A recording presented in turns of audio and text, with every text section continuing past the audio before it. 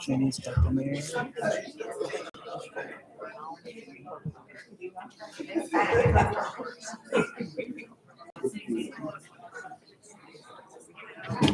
All right, we ready?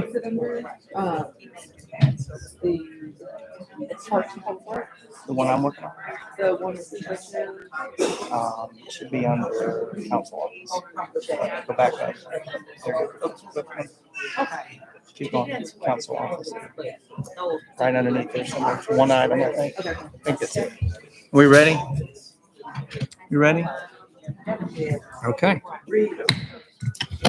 Good afternoon, everyone. Welcome to our Tuesday, August 23rd City Council business meeting. I will now call the meeting to order, and our Pledge of Allegiance and Invocation, if she so chooses, will be led by Dr. Burrs. Please join me. I pledge allegiance to the flag of the United States of America and to the republic for which it stands, one nation, under God, indivisible, with liberty and justice for all. Move the agenda. Thank you, Dr. Burrs. We do have two special presentations this evening. And if Councilwoman Jenny Hill, you have the floor, ma'am. Thank you, Chairman. This is an exciting day for District 2. We have two really neat things to celebrate with some of our youngest constituents and also with one of our oldest, most respected establishments or organizations within my district. So I thank you for the privilege to stand before you tonight. So first, I would like these boys, the Rivermont Thunder Wave, to please stand up. You'll notice these young boys in blue. They are the Dizzy Dean World Series champions for 9U. They are an all-star team from Rivermont Park. And this is kind of a big deal, you guys. Y'all know sports ball is not my thing, so I read up on this. And what I want you to know is that this summer, these boys, with the help of their coach and a lot of sweaty moms and dads, they captured this championship, which has never been done in the history of Rivermont Park. Furthermore, Rivermont's victory is the first time since 2007 that Chattanooga has brought home the Dizzy Dean Baseball World Series title for any kid pitch division. So I'd like to give them a round of applause.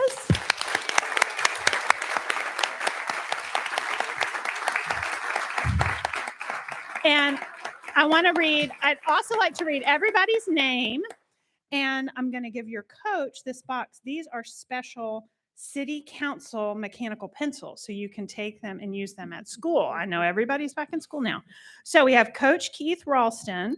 We have starting pitcher Jared Holloway, catcher Hudson Wadley, shortstop Levi Duro, first baseman Luke Phillips, second baseman Mays Ralston, third baseman Hank McDaniel, right fielder Patrick Donnelly, center fielder Eli Lovelace, left fielder Liam Wunderlich.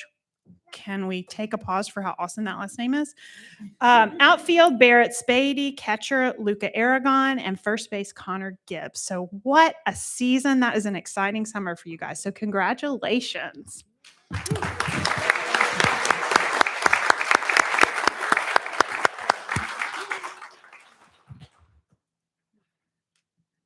Okay, and now something that I am just genuinely honored to be a small part of the history of Hearst United Methodist Church. I have this beautiful proclamation. This is the first proclamation that I have made as a city council representative for District 2, and I am just genuinely honored. This is Mr. Gary James, who is a lifelong member of Hearst United Methodist Church. And when I got the opportunity to sit down with him and a group of leaders from the church, we talked a lot about the Beck Knob Cemetery, which I hope that in the future will become something that every Chattanooga student and every Chattanooga resident knows the story of, because it's a vital important and beautiful piece of our city's history. So this proclamation reads as follows. Whereas Hearst United Methodist Church is celebrating 140 years of serving the Chattanooga community. Founded by a few pioneer families from Hill City, Tennessee, Jackson Chapel was the original name of the church, followed by New Hope Methodist Church, New Church on White Oak Road, and Hearst Memorial M.E. Church, all before it was established as New Hearst Memorial Church in 1946. Whereas Jackson Chapel was originally organized on White Oak Hill under the leadership of Reverend W.A. Jackson, whereas in 1906, Reverend John Isbell was called to serve, the membership grew greatly under Pastor Isbell's leadership. A site on White Oak Road was acquired and the building was started. Whereas in early 1860s, Joshua Beck saw the need for a burying ground and deeded the property to the church for use by the African American community, creating the first organized cemetery for African Americans in Chattanooga in 1888. Whereas on May 19th, 2021, the State Review Board determined that Beck Knob Cemetery was eligible for listing in the National Register. Now, therefore, I, Councilwoman Jenny Hill of the Chattanooga City Council, do hereby congratulate Hearst United Methodist Church on your 140th anniversary and recognize the contributions to this city by your leadership and member families. Your church has been a true friend to the Chattanooga community, as demonstrated by your genuine love of people and inclusivity for all. Signed, Jenny Hill, Councilwoman, District 2.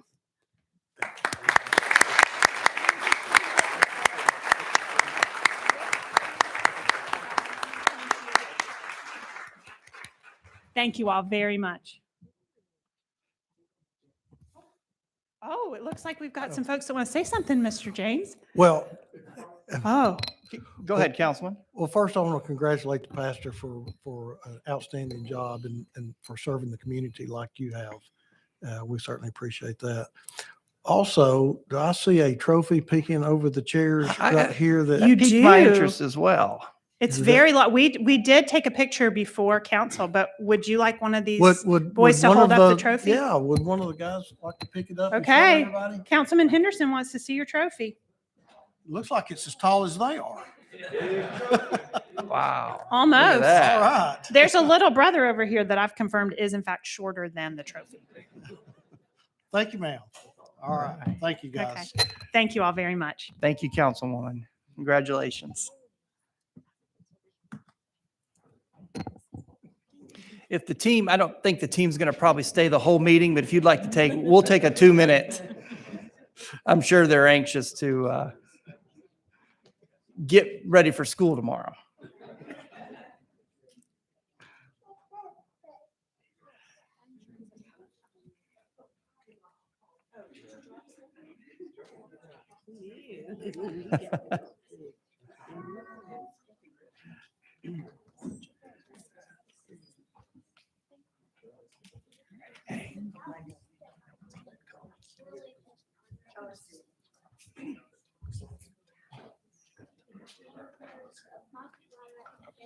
Right there.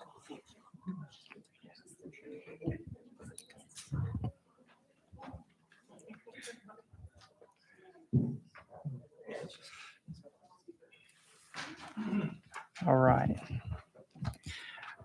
Next on our agenda this evening is a public hearing on the Area 11 East Brainerd Plan. And I believe Ms. Karen Hunt is going to give us a short presentation. For some of you that may not know, the Area 11 plan has been in the works since, I feel like, since 2012, but it's been 2018. It's not quite that long. And covers the Area 11 is code word for City District 4, in case any of you are tracking that online. And Karen, you want to go ahead and start? Sure. And tonight we will have the public hearing before we take a vote.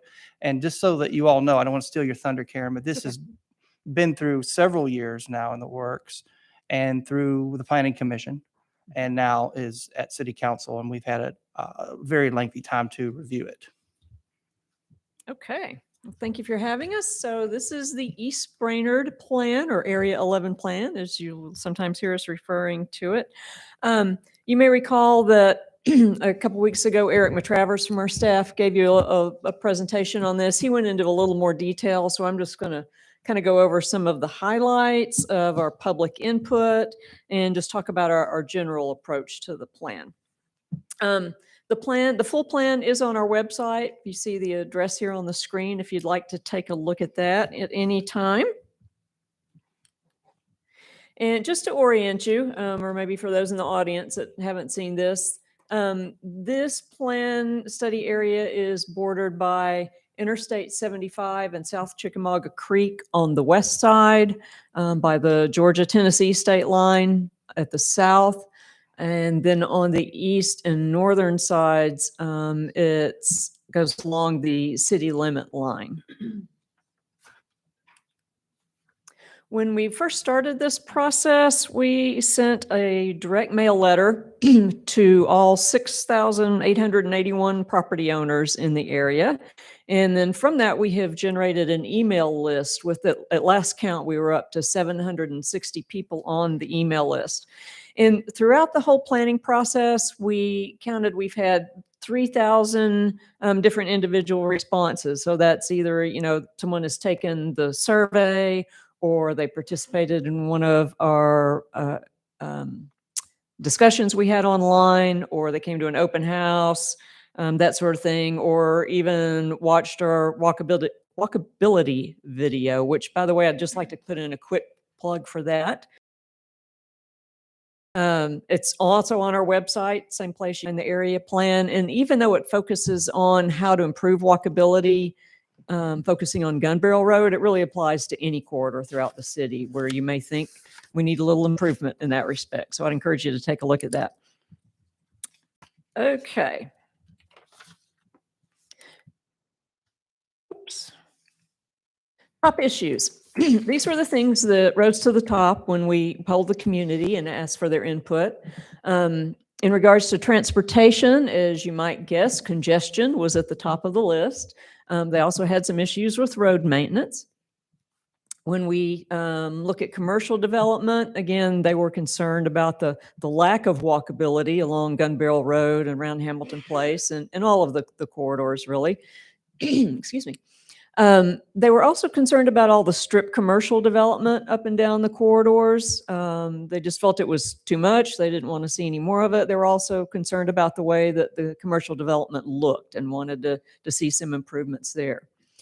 In terms of housing, I think people in the community certainly did recognize there was some need for more housing diversity throughout the city, including Area 11, and certainly everyone would like to see more affordable housing, but they were also very concerned about preserving the single-family neighborhoods. They didn't want them to be encroached by high-density residential or commercial development. They wanted to keep that single-family character. And then finally, when it comes to some of the natural resources and open space, we heard a lot of concerns about flooding and development in the floodplain. Davidson Road, for those of you who are familiar with the area, might not be surprised that that got a lot of attention. They also said they wanted to see more active green spaces throughout the area and better access to the ones that they already have. So really the general approach we took to all this follows what we're calling a centers and corridors approach. And we're using this for all of our area plans. And it really has three essential concepts. One is that you have walkable clustered centers where we will try to concentrate new retail and commercial uses. And you can see those identified on this map of Area 11 in the red circles. So you see the big red circle, of course, is Hamilton Place. They're at Gun Barrel and Shallowford.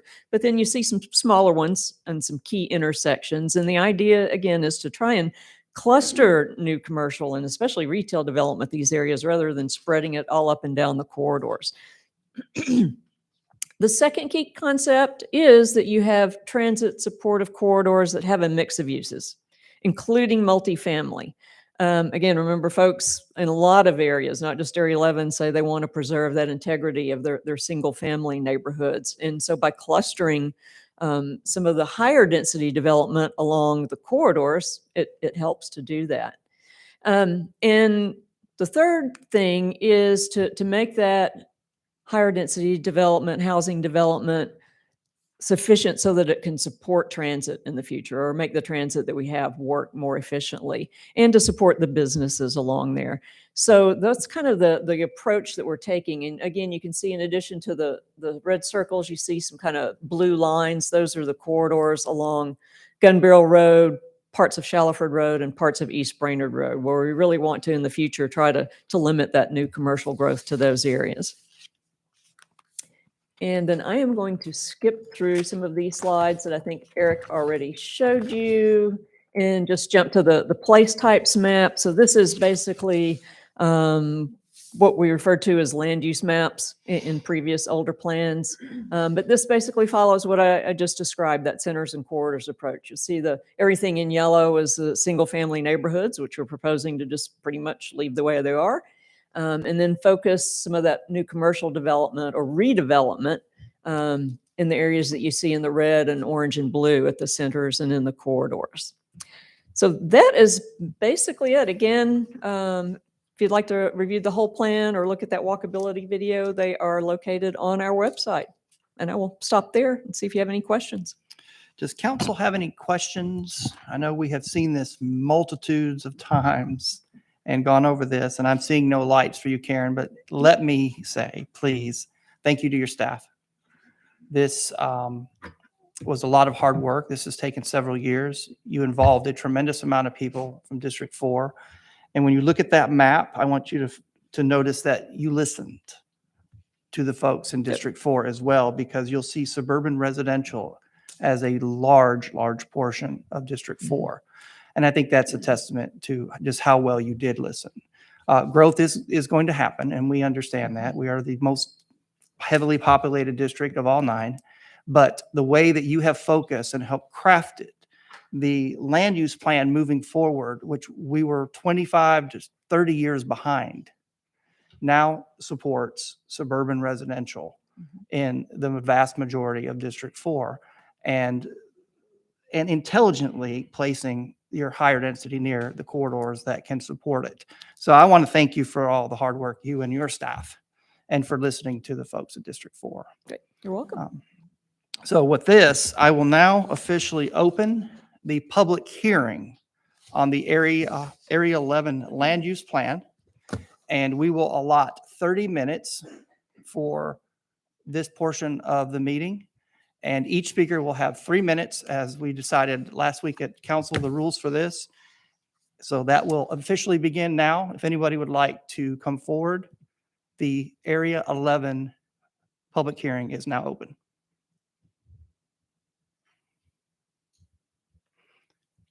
Karen, you must have done a really good job at promoting this.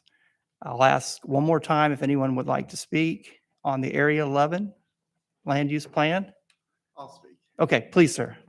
My name is John, and I don't technically live in the area, but I live adjacent to it in Highland Park, and I drive through there almost every time I get in my car. Highland Park's not adjacent to District 4. Sorry, I drive through the East Brainerd area almost every day in my route. And one of the things that I plan on showing up to these city council meetings to talk about is walkability and pedestrian access and equal opportunity to businesses and food throughout our city, and building strong neighborhoods to do that. The first time I came to a city council meeting, it was very reactionary. So I want to start being more proactive. I believe in UGC and what's happening here and the zoning that allows for this. But part of what troubles me is some of the access for people to help speak into these zoning changes. Right now, it seems like a lot of contractors and people with money. But in particular about this plan, what gives me pause is that these things are at odds. It feels like half of this area is asking for a horse, half is asking for a car, and when you try to give both, you give neither. When you create centers that are centered around a car that you can walk to, that's not the same as walkable. Walkable is when you can go from your house to food without the reliance of a $700 car payment. Walking around an area that is a strip mall or a dense area of population isn't quite the same thing. And so what that means is that you want less congestion, but you're building something centered to arrive at strictly in a car. Now, I understand there's multiple forms of transportation that are coming into play, and I'm optimistic about that. But if you drive to and walk around to a place, that isn't the same as walkable. Single family housing isn't affordable housing. Even with dense populated areas, we need more infill and missing middle housing. I applaud the ADU developments that are going to be coming to different parts of downtown, but I think that if we stick too tightly to our guns to try to hold on to this single family housing, housing prices is going to go up. And the dense housing, these 5/1s, despite some being allocated for affordable housing, are overall going to be priced out by a lot of the people there. So when you drive to a place, you make it congested, you increase lanes, and when you don't put a pedestrian focus, but try to put a pedestrian spin, it doesn't always accomplish that. So what I'm saying here is I love where this is going. I think that there are going to be some real problems in accomplishing everybody's wishes. And in particular, the survey that surveyed 6,000 homeowners, if I lived in the area, I wouldn't have been accounted among those 2 years ago, because up until 2 years ago, I was a renter. And there's a big portion of the population, especially those in need of affordable housing, who do not own property in that area. So I want to make sure that their voices are represented. That's not even why I came here tonight, but it is something I'm passionate about. And I hope that you take into consideration that that survey left out a big portion of that population. Thank you. Thank you. Karen, we did have a mechanism in place for renters in the apartments. Since that was brought up, I want to make sure that we cover that a little bit here.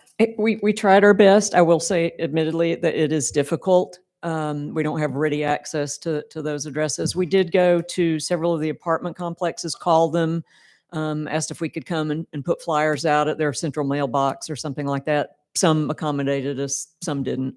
Sure. And admittedly, we didn't get a lot of renters. And one of the participating, but efforts some. that I took personally was on my next door profile, I can reach about 4,000 people with the click of a mouse. And and it's interesting because if you watch platform like Nextdoor, you can get an opinion on about anything in about 10 seconds. So that information was put out there. And I think that the response could have been better. Obviously, we can always do better. But I do appreciate the gentleman making the comments. And that's something as we move forward to the area 10, I believe, is next on your list. All of them. All of them, yes. All of them. That we can learn from this because no process is perfect. None of us are perfect human beings, but I think we did a pretty good job that we could move forward from this and learn a little bit more as we move into area plans in the future. Thank you. Yep. Anyone else would like to make a comment and speak on the Area 11 plan? If not, then I will close the Area 11 public hearing, and we will move on with our agenda. Madam Clerk, before we do final reading, we will start off with our minute approval. I will entertain a motion. Do have a motion to accept the minutes. Do you hear a second? Questions, comments before we vote? Those will stand then without objection. Madam Clerk, ordinances on final reading. Planning item A, please.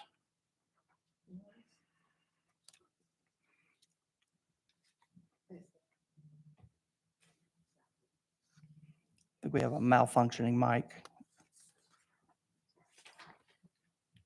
I don't see your light, Madam Clerk.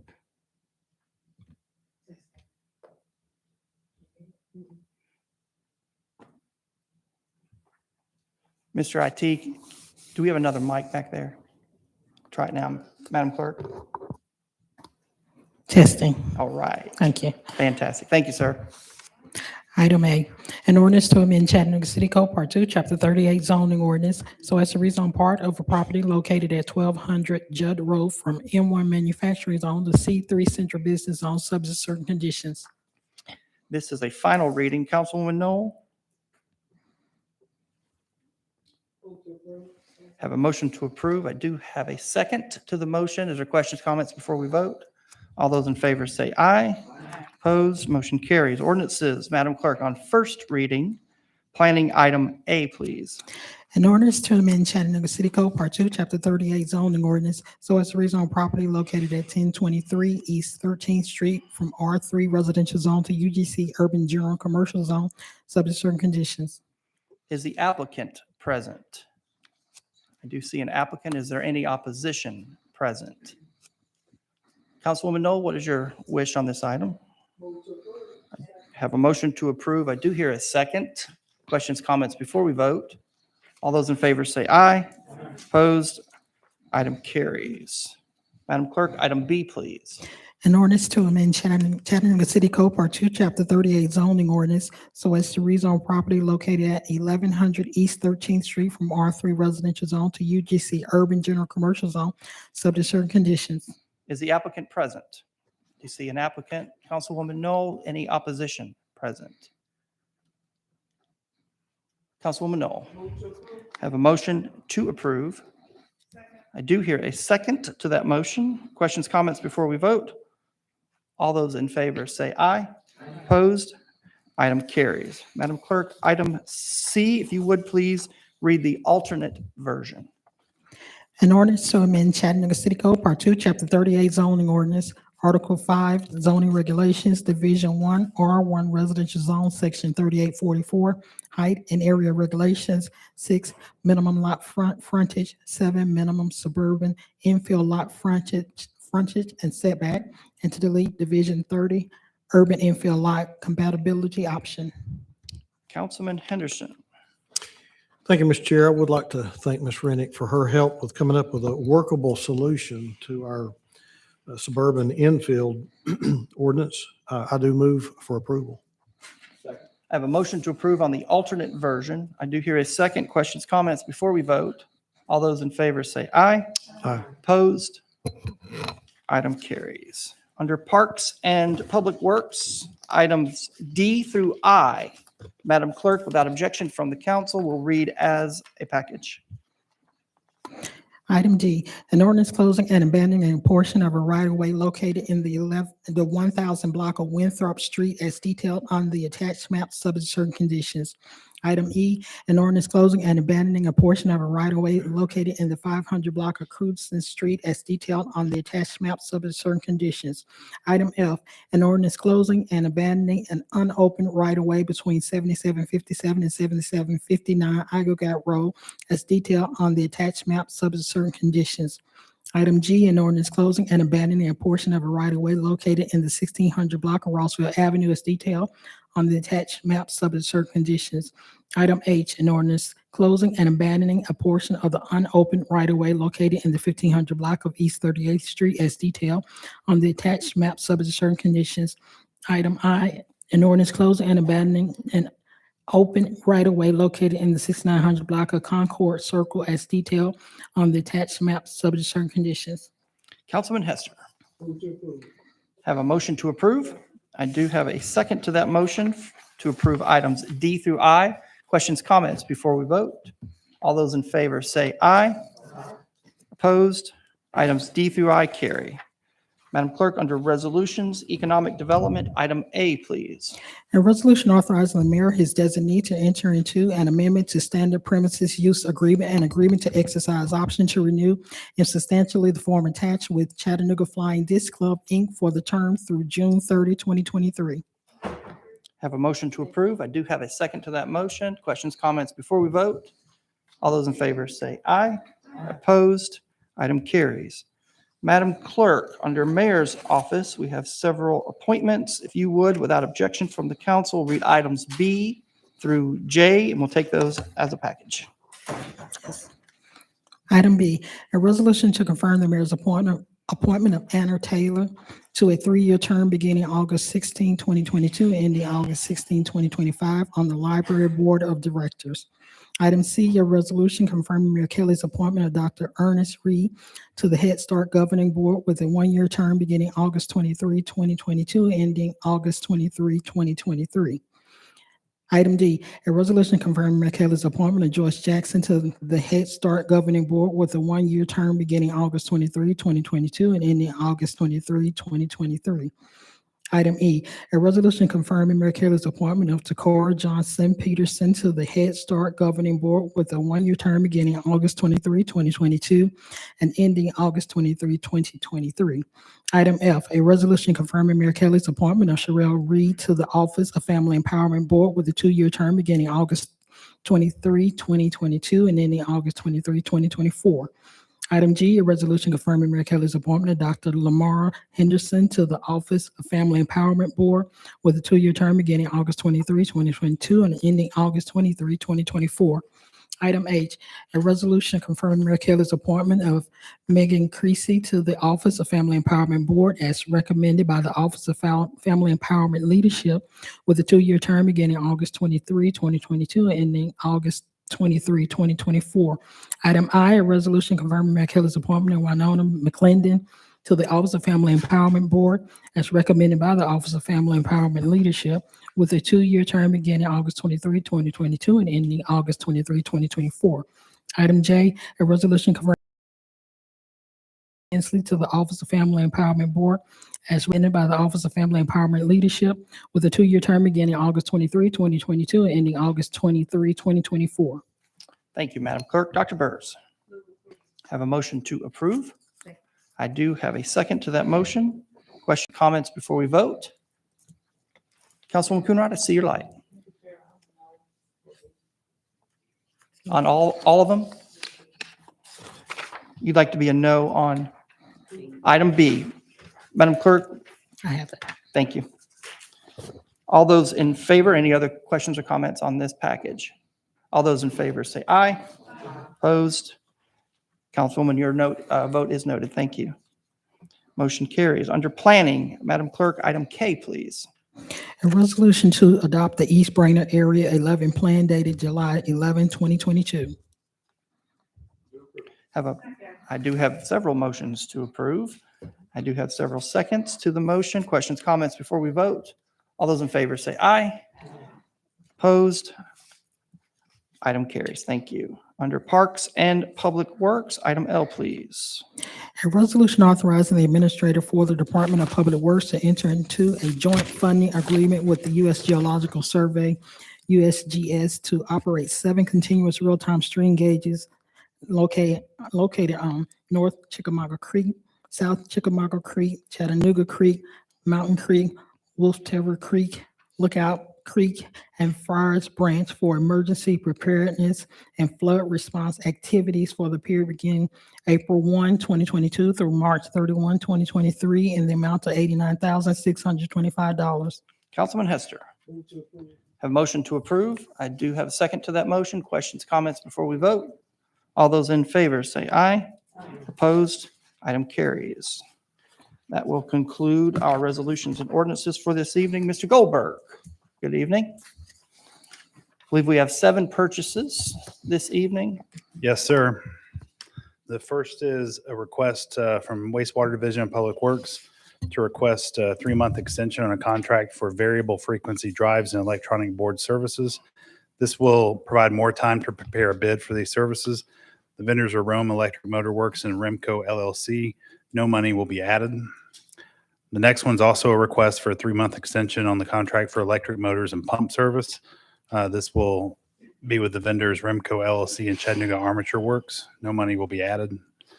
Third item is from the Wastewater Division, request to increase contract for painting services citywide by $250,000 for a new amount not to exceed. Previous amount just for the original contract was estimated using prior year activity. However, several departments, including Parks and Outdoors, CDOT, and Early Learning have utilized this contract, which is great. So we are requesting the increase for the total contract. Item 4 is Fleet Management Division, Public Works. This is a one-time sole source purchase of 50 lighted push bumpers for police vehicles. On Duty Depot is the current vendor on contract for upfitting police vehicles. However, this scope of work is not currently covered under the contract. Due to the complexity and technical skill required to install police vehicle upgrades and the 3-year warranty offered by On Duty Depot for police vehicle upgrades, utilization of another vendor to facilitate this installation is not in the best interest of the city. The amount is $57,550. Next, from Parks and Outdoors, one-time purchase of turf replacement at Frost Stadium. The original solicitation received no bids. The solicitation was re-advertised and yielded 1 bid. The award goes to River City Athletic Fields, and the amount is $69,000. Item 6 from the Fire Department, request to increase contract for RAE system equipment, parts, and service by $10,000 for a new amount not to exceed $60,000. The increase is due to a vendor requested price increase of 20% due to the increase in the cost of raw materials. This increase is recommended by the fire department for approval. Lastly, from finance, we have a sole source procurement with Chattanooga Tourism Company to provide funding for Ironman Chattanooga. This was previously provided through the budget process and is now being done through the procurement process. Chattanooga Tourism Company is the sole organizing entity for Ironman Chattanooga. This will be a one-year contract and the amount is $120,000. Council, you've heard tonight's purchases. I do have a motion to approve. I do have a second to that motion. I'm getting there. Questions or comments? Councilwoman Hill. Okay, I just want to make sure that everything's entered into the record correctly. Brent, you said Chattanooga Tourism Company. Our documentation says Chattanooga Sports. Are they one and the same? They are. They're one and the same. Chattanooga Sports is a division of the Chattanooga Tourism Company. All right, The thank you very Chattanooga much. Tourism Company is the official organization. Got it. Appreciate it. On the floor, it has been seconded for questions about purchases this evening. All those in favor say aye. Opposed? Purchases are approved. Thank you, Thank Mr. you. Goldberg. We have no emergency purchases and no RFPs this evening, correct? Thank you, sir. Thank you. We'll now move into committee reports. The thing I went, Councilwoman, you got last time, so Councilman Henderson. Thank you, Mr. Chair. Next week, August the 30th at 12:30, we will be having a special called short-term vacation rental ad hoc meeting in our council conference room. That's 12:30 next week, August the 30th. Thank you, Councilman. Councilwoman Hill, Nothing to report. Councilman Smith, Councilman Hester, We did meet today with me. Councilwoman Coonrod, Councilwoman, We met today as well, Education and Innovation, gave an amazing presentation. Thank you to Rachel, Jeff, and Evan, and that's the EPB and Proctor and Hamilton County HCS here today. thank you very much. Dr. Burrs, Madam Vice Chair. All right, that concludes committee reports. We will now move into the part of our meeting where persons wishing to address the council tonight. And if you would like to address the council tonight, please make your way to the lectern. And while we're doing that, Madam Attorney, will you please read our public speaking rules?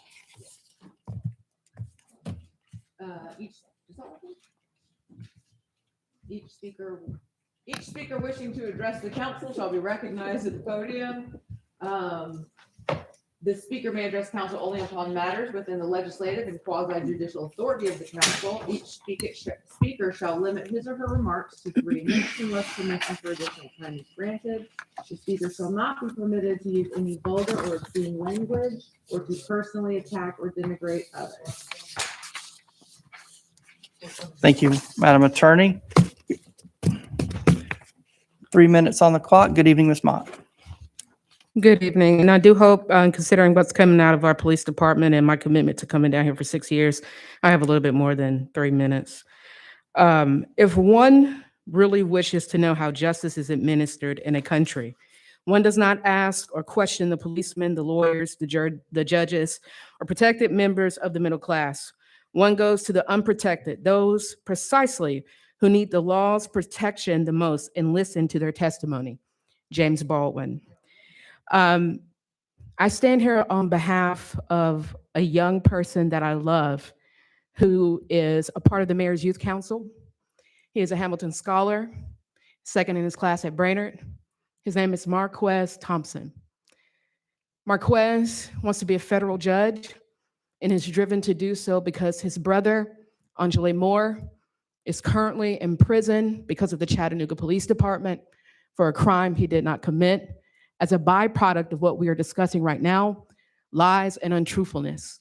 At the time, Captain Edwin McPherson talked to his niece who set up this particular murder in which he was implicated, discussed the setup of the murder before, during, and after. He disappeared and failed to collect a phone from the murder. This is all listed in an internal affairs investigation. He lied about it to internal affairs, and that's listed in the internal affairs investigation. This happened almost 10 years ago. And that same man who would ascend through the ranks later on down the line will become our assistant police chief and suppress the rapes of women, of Desmond Logan, and the sexual assault of a UTC employee at UTC. According to the National Registry of Exonerations, the #1 crime that lands people wrongfully convicted into jail is perjury and false accusation. Since 1989, they have exonerated 3,215 people all across our country, which equals 27,000 years of life lost because of police official misconduct. It goes without saying, many people have misunderstood my drive, my passion, my love for this city, and even my accountability towards leadership in the police department. It is not that I hate police. I do not stand for corrupt officers. And imagine how many hundreds of potentially people, because some of these officers that have been listed by David Toulis go all the way back to Chief Parks and Bobby Dodd. We're talking about a police chief who was in power before I graduated high school. This is potentially hundreds of cases and people who could be locked up and wrongfully convicted because of what was said against them in a court of law. I could go to jail, and every one of us in this room, for perjuring ourselves on the stand. We should not stand, please, sir, if I please may, because I'm speaking on behalf, please, Ms. Mott, please, they're calling please, for the 3 minutes. I'm sorry. please, I'm please, sorry. Thank you. please. Thank you. I appreciate you. I really do. Thank So you. so you're telling me that's okay? That's okay for people to languish in our jails? That's okay? If that's okay, No, I I'm am not saying that heartbroken. at all, Ms. Mott. I'm heartbroken. I'm not saying that at all, and you know that. You know that. You know that.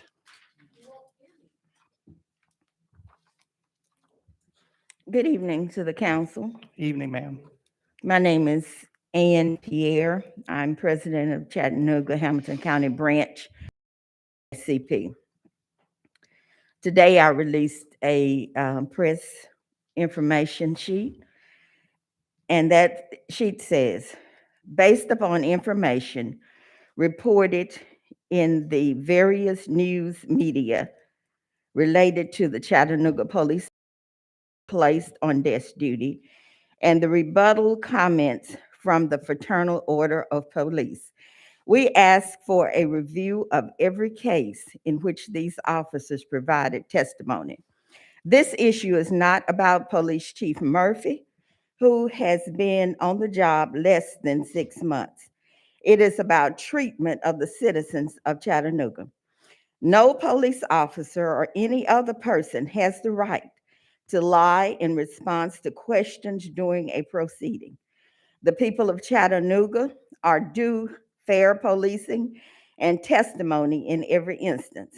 The information that we have thus far is information listed in the press and word of mouth from various groups and individuals in our city.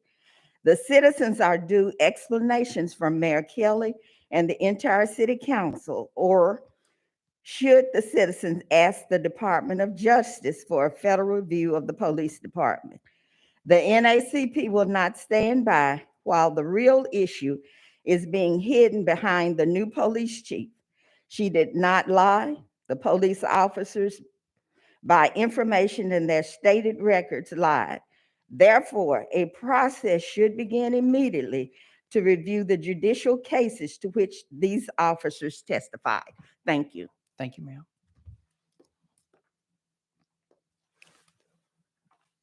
Anyone else wishing to address council this evening? We are adjourned.